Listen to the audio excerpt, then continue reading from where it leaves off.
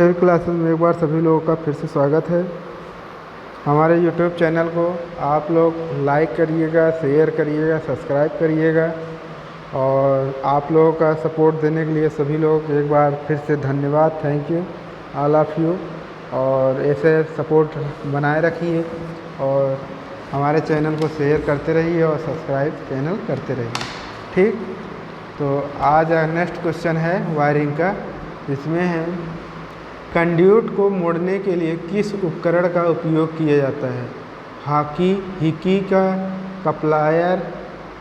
कपलायर यानी प्लायर का, pipe wise और बेंच वाइज। तो कंड्यूट को किससे मोड़ेंगे? कंड्यूट को हाकी द्वारा मोड़ा जाता है।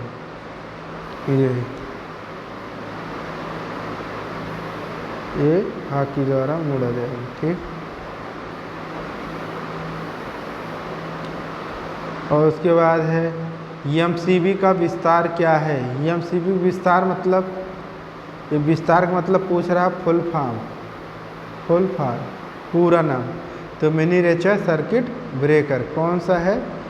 जो है बी ऑप्शन सही है। कौन सा?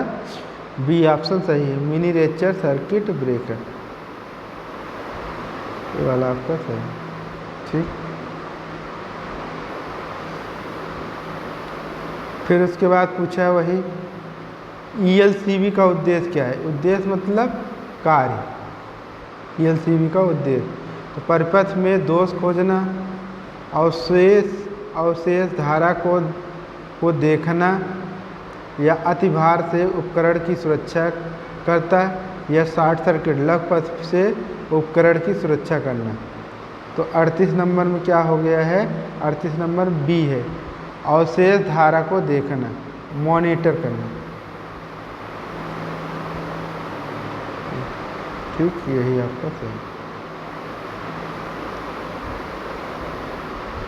अब है अगला क्वेश्चन,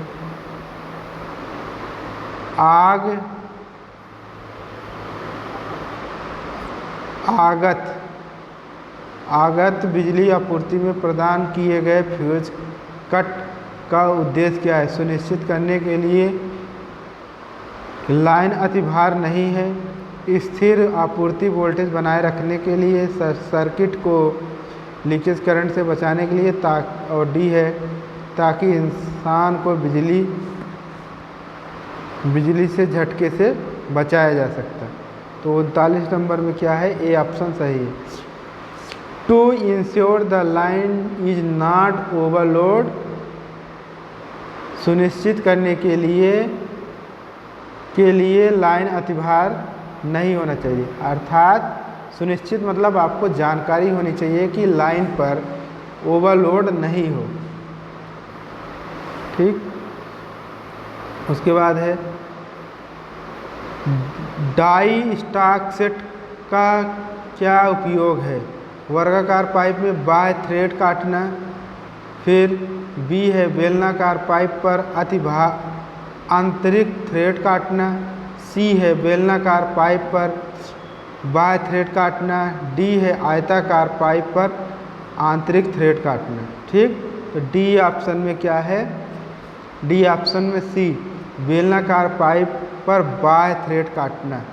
जैसे आप नल जो है आपके घर अगर लगा होगा तो जब वो नल बनता है तो इस तरीके से गोला होता है, पाइप होल रहता है।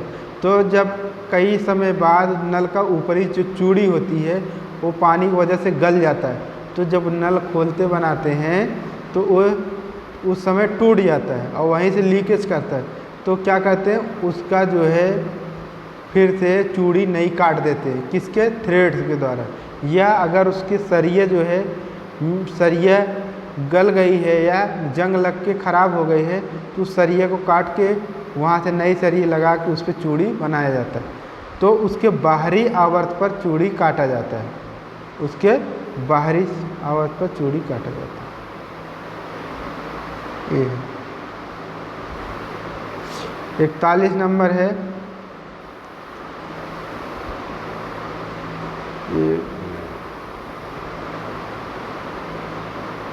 वायरिंग इंस्टॉलेशन में परिपथ आरेख का क्या उद्देश्य है? तो सामग्री की भौतिक स्थिति देखने के लिए, सर्किट में विभिन्न सामग्री का अनुमान लगाने के लिए, पाठक को जल्दी से सूचना करने के लिए सर्किट किस लिए डिज़ाइन किया जा सकता है, और किसी विशिष्ट कार्य के लिए सर्किट का योजनाबद्ध कनेक्शन दिखाने के लिए। तो इसमें 41 में क्या है, डी ऑप्शन सही है। डी ऑप्शन यही सही है। कौन सा है?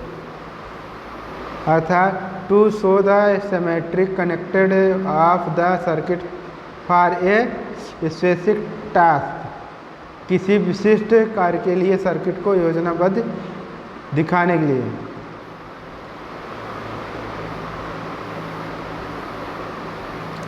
अब है एमसीबी के साथ कौन से विद्युत उपकरण प्रदान किए जाते हैं? जनरल लाइटिंग, मोटर, वातानुकूल, हाइलोजन। पहले तो एमसीबी का फुल फॉर्म है मिनीएचर सर्किट ब्रेकर, और ये हमेशा सीरीज में जुड़ेगा, सीरीज में, ठीक, हमेशा किस में जुड़ेगा, सदैव सीरीज में कनेक्शन होगा। और जनरल लाइटिंग के लिए नहीं किया जाता था, जहाँ पे लोड ज़्यादा होता वहीं पे एमसीबी लगता है। तो मोटर पर हो सकता है, वातानुकूल एयर कंडीशन पर हो सकता है, हैलोजन लैंप पर हो सकता है। तो किस पर होगा? 42 में ए होगा। तो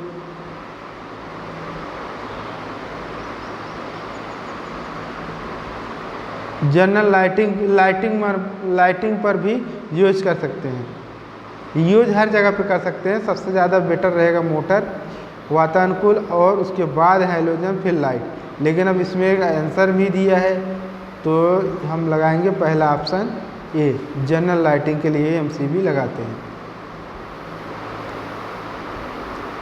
घरेलू वायरिंग इंस्टॉलेशन में लूपिंग बैक लूप इन विधि क्यों पसंद की जाती है? दोषों की पहचान करना आसान है, कोई अलग से जोड़ों का उपयोग नहीं किया जा सकता, अधिक संख्या में टेपिंग की जा सकती है, अधिक संख्या में उप सर्किट बनाए जा सकते हैं। टेपिंग मतलब होता है जैसे कोई वायर जा रहा है, उसी से एक इंसुलेशन उसका हटा के फिर उसे टेप कर दिया है, तो उसको टेपिंग बोलते हैं, ठीक। तो इसमें कौन सा आंसर सही होने वाला है आपका? 43 में बी ऑप्शन सही होने वाला। कौन सा? यही, नो स्पेयरेटेड जॉइंट आर यूज, कोई अलग से जोड़ों का उपयोग नहीं किया जा सकता। फिर है what is length of thread on rigid conduit as पर BIS। BIS का पूरा नाम पहले पता करेंगे। BIS bureau of Indian standard, bureau of Indian standard इसका पूरा नाम है। और एक क्वेश्चन 2022 में बोर्ड में आया हुआ है, ठीक। तो इसमें 44 नंबर में है बी, 11 से 27 mm में, 11 से 27 mm में। 45 गैस टाइट विस्फोटक स्थापना के लिए किस प्रकार का कंड्यूट का उपयोग किया जाता है? Flexible conduit, ride steel conduit, ride non metallic conduit, flexible non metallic conduit. तो 45 में क्या है? बी ऑप्शन सही है, कठोर इस्पात कंड्यूट, यानी राइड स्टील कंड्यूट, ठीक, यही सही है। तो प्लीज़ अगर वीडियो अच्छा लगे तो आप लोग चैनल को लाइक करिएगा, सब्सक्राइब करिएगा और शेयर भी करिएगा। What is the function of circuit breaker? Circuit breaker का कार्य क्या है?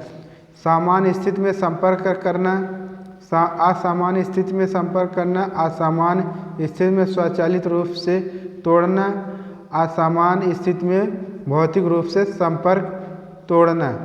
तो 46 में आपका है सी ऑप्शन सही है, ये ऑप्शन सही है।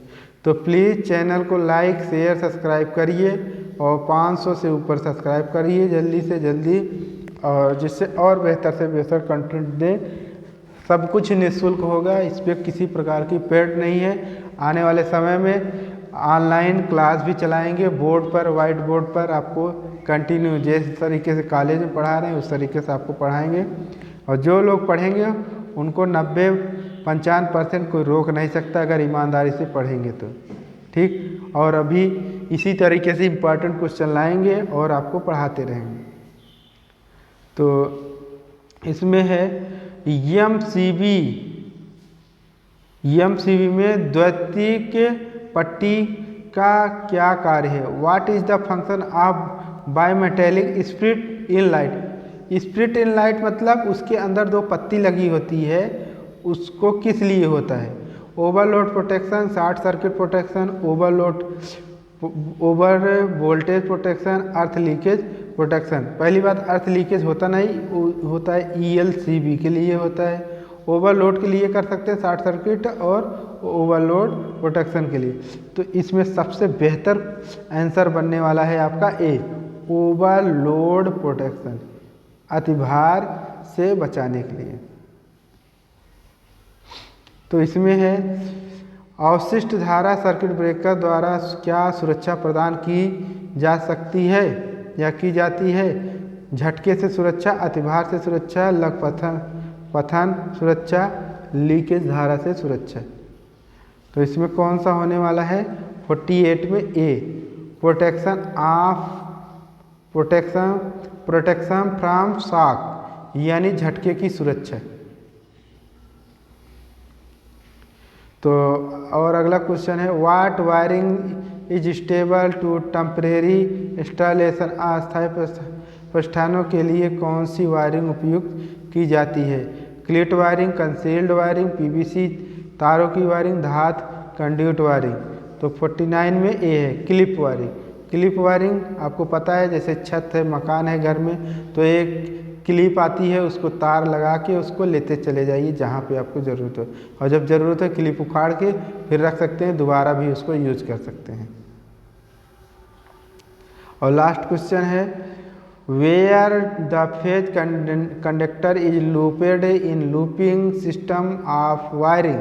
वायरिंग के लूप सिस्टम में फेज कंडक्टर को कहाँ लगाया जाता है? स्विच बॉक्स, जंक्शन बॉक्स, वितरण बॉक्स, सॉकेट जंक्शन। तो कहाँ पे लगाएंगे? इसमें सॉकेट में लगाएंगे।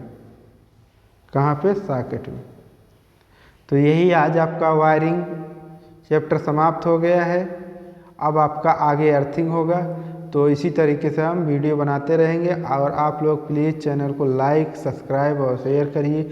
ज़्यादा से ज़्यादा ITI के पास जो आपके मित्र हैं, फ्रेंड हैं, दोस्त हैं और पढ़ने वाले हैं, उनको भेजिए। धन्यवाद, thank you all of the, thank you सभी लोगों को। और आप लोग जो सपोर्ट दे रहे हैं उसके लिए आप सभी लोगों का एक बार फिर से धन्यवाद, थैंक यू।